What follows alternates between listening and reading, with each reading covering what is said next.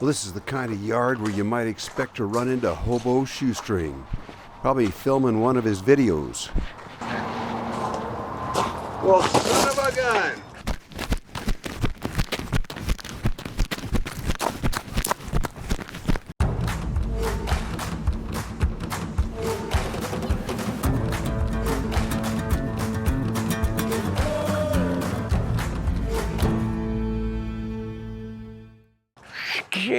Scared up. I thought you were a bull or something. I thought you was a bull.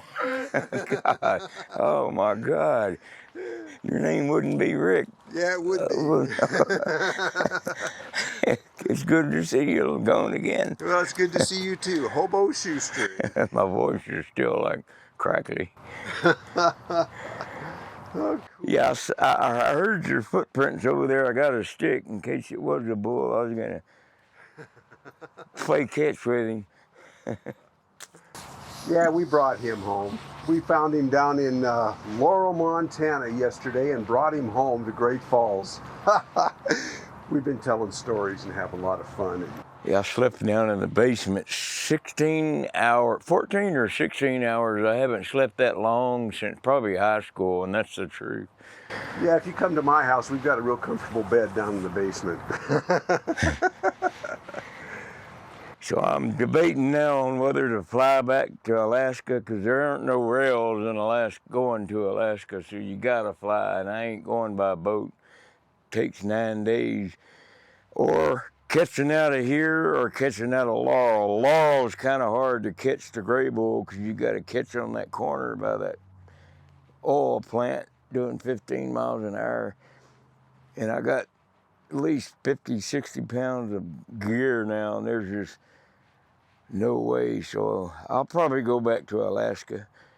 Everybody's been wanting me to, and I need to go back there and see Connor anyway. So I missed going last year. So well, you can't ride from the lower 48 up to Alaska. Nah. You can't do that. Nah. Because it goes through Canada. Is that the problem? You go as far as Fort Nelson, British Columbia. It's milepost 300 on the Alaska Highway.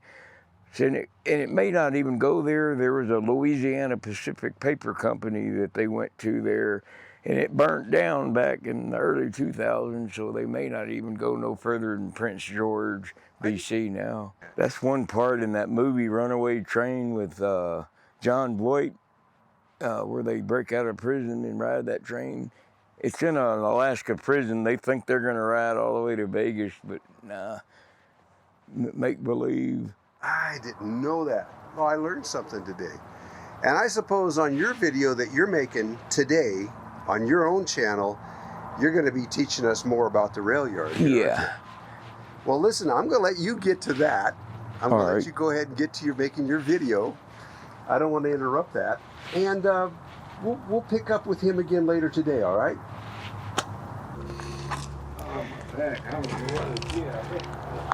It's been a lot of fun hanging out with Shoestring.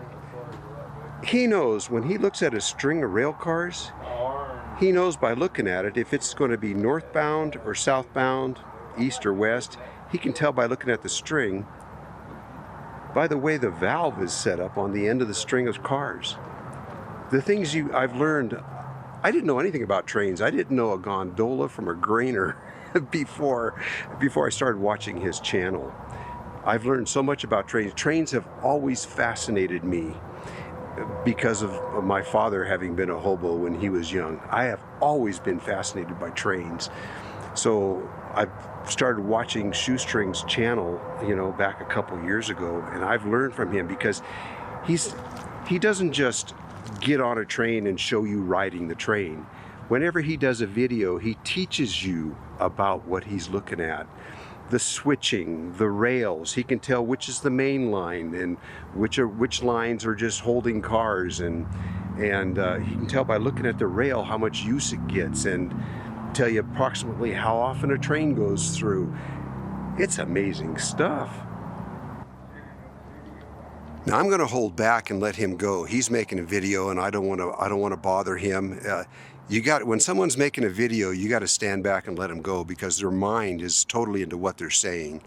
and thinking of the next thing to say. And when you got somebody with you, it can totally mess up that mental process. So we're gonna let Shoestring do his thing, and you can watch this video of him in Great Falls. I'm sure this video will be coming out within the next week or so.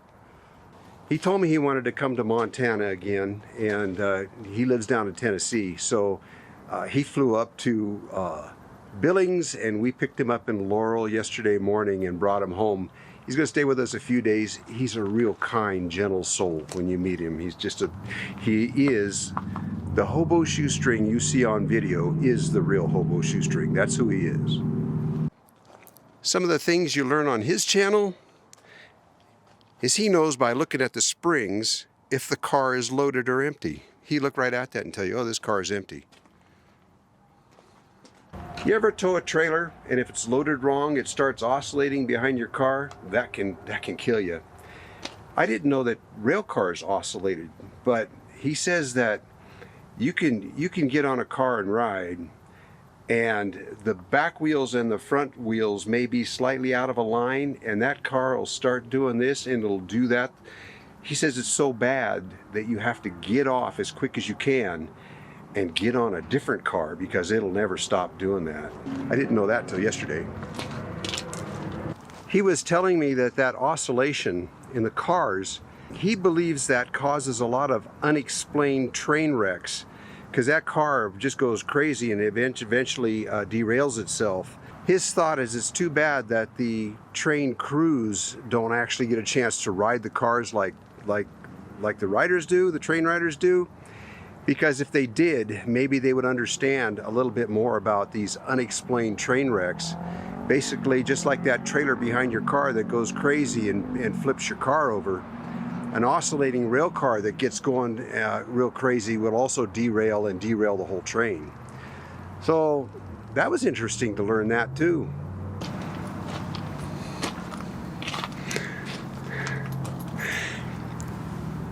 These are tags from riders, and you might just come across one from Shoestring himself. You just never know.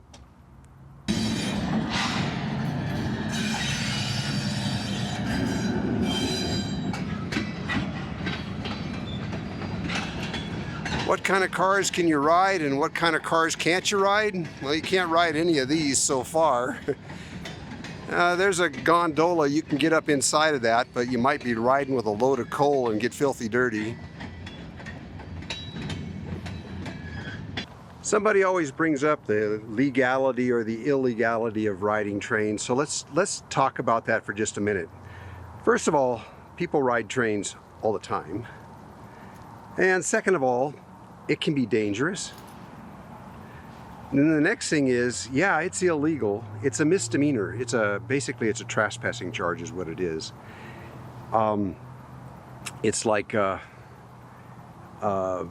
it's usually a slap on the wrist. Depends on who catches you. It's more than likely going to be a fine. It can be $25. It can be $500. Occasionally, it will cost you a night in jail. Maybe a few nights in jail. But yeah, that's what it is. It is illegal, but it's not a federal offense. It's a trespassing charge. The city cops, just in watching the videos myself, I watch a lot of them because I love trains, and I would love to go ride myself. But it seems to be the city, to me, it looks like it's more the city police that see you and get heavy-handed and haul you in. The rail crew, mostly from what I've seen, is more of a go away, get out of here kind of a thing. Not always though, it can go just the opposite, but that's just from what I've seen watching. And we all break laws. You make a U-turn in the middle of the block, you just broke a law. You make a left turn at a stoplight and you go into the right lane instead of into the center lane, that's an illegal lane change and you just broke the law. Things you do every day that can get you a fine. So I don't want to promote riding trains. That's just the way it is. People have been riding trains since just after the Civil War. It was a way to get home. They think that the term hobo is short for homeward bound, and it was what the Civil War soldiers from both sides, when they would catch a train, they would say, you know, where are you bound? Well, I'm homeward bound, and they would hop a train to get home. That's the main theory on the term hobo, where it came from. And a hobo will be the first to tell you there's a big difference between a hobo and a bum. And it's what my father told me as a little boy. He says, a hobo is willing to work for his meal. A bum's just a bum. So, do you consider yourself a hobo or a bum? Oh, no bum. I was telling my viewers that my father taught me when I was a little boy that the difference was a hobo was willing to work for his meal. Yeah. And I did notice that as soon as we got to the house yesterday, you offered to mow my lawn. Always offer work first. I've even gone door to door. I mean, you can't really do that now without getting your head blown off, but go door to door, business to business. There's always going to be somebody, even if they don't need the work done, they'll let you do some kind of work. Especially up here, like in these northern states, where the word like survival survival depends on, you know, being fed or clothed. Like down in Florida, I mean, you can go anywhere and not die of being frozen to death. But up here, people up north look out for each other better than they do down south. Well, your job right now is just to be the star of this video, so that's enough. We'll even get Linda to feed you. Let's go drive around and see if we can see this yard from another angle. Linda and I just got home from Nevada yesterday, and getting shoestring down along the railroad tracks, I never realized there was a bike trail through this part of town. But there is. It runs all along this side of the river on this side. So I got to come down here and ride.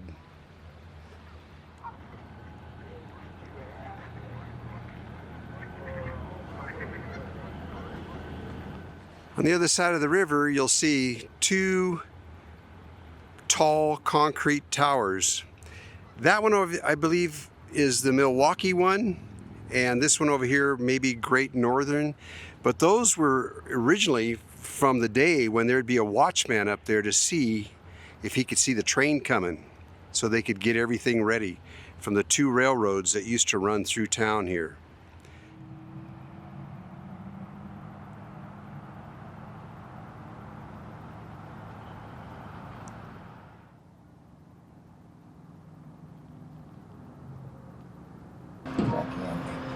Well, we're just dropping Shoestring off here to catch a ride out. Hopefully, before the railroad goes on strike. Yeah, that's the idea. He's doing last-minute checks on his gear and getting ready to go. But I've got some markers out, and I'm going to make a sign. He's gonna hitchhike the first stretch here, and then he's gonna catch out a little further down the line. Yeah, train's doing 15, 20 miles an hour when it gets here.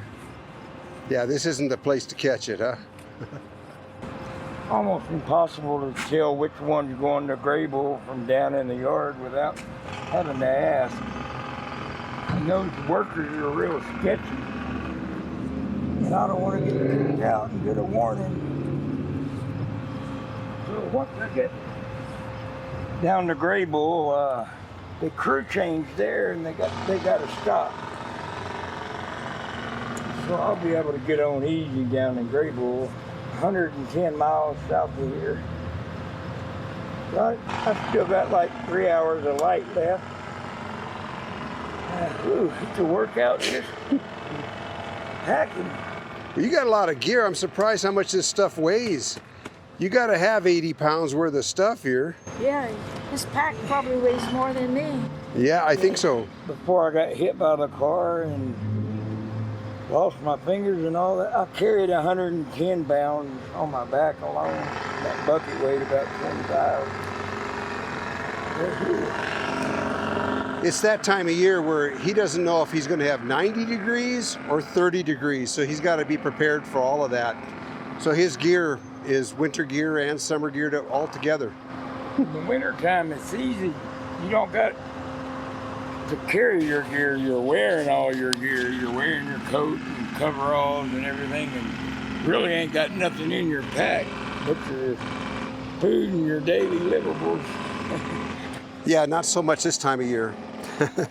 Hey, listen, Mark, you have a good trip. I all right? appreciate you letting me stay and taking me back down to the train. Hey, no problem. We really enjoyed having you for company. You're a good guest. I appreciate it. He's real quiet and polite, believe it or not.